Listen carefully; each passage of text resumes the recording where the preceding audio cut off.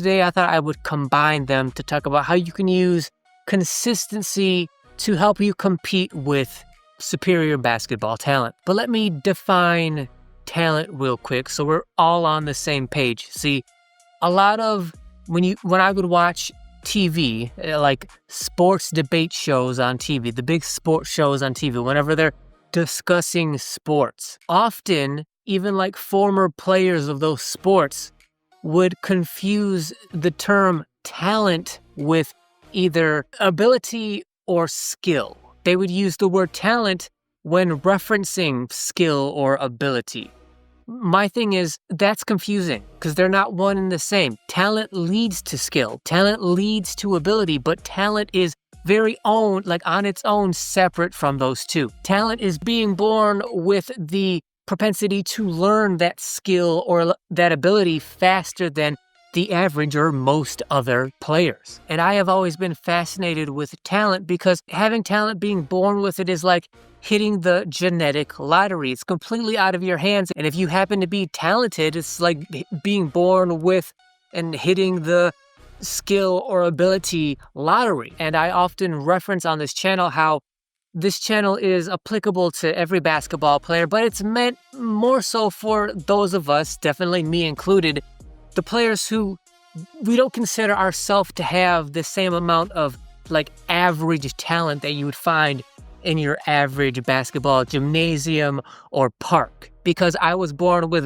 very little to no actual basketball talent. Talent itself has always been fascinating to me, like how players use it, how they choose to use it. And if they choose to maximize it, optimize it, push it to its potential and beyond. And since I don't have talent, on this channel, one of the big things I do is try to instruct people, help people to use hard work and consistency to help compete with talent. So today, let's talk about how you can use consistency to help you be more competitive with players who are more talented than you. First of all, like I was saying, and I've said in the past about talent, is nothing beats talent. If someone's just more talented than you, then they're just going to be better than you. But there are caveats, at least one, that can help you to be more competitive against those more talented players. That number one caveat is if that basketball player who is more talented than you,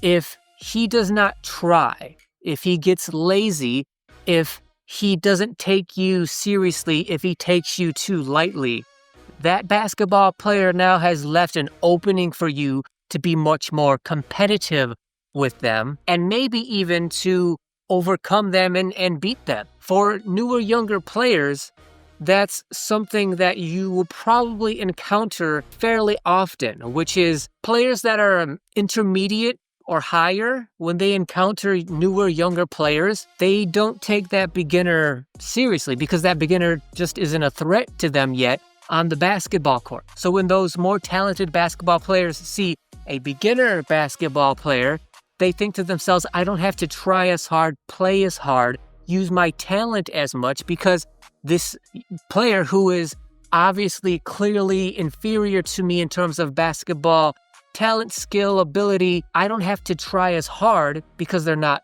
nearly as much of a threat. For me, in my basketball career, I had that happen often as a beginner and even at the beginning stages of my intermediate level of my career as well. Just looking at me, you would not have expected someone who's 5'8" and like 140, 130 something to be any kind of basketball threat. So I was often not taken seriously. And because that happened to me often, I recognized that, okay, I have an opening here.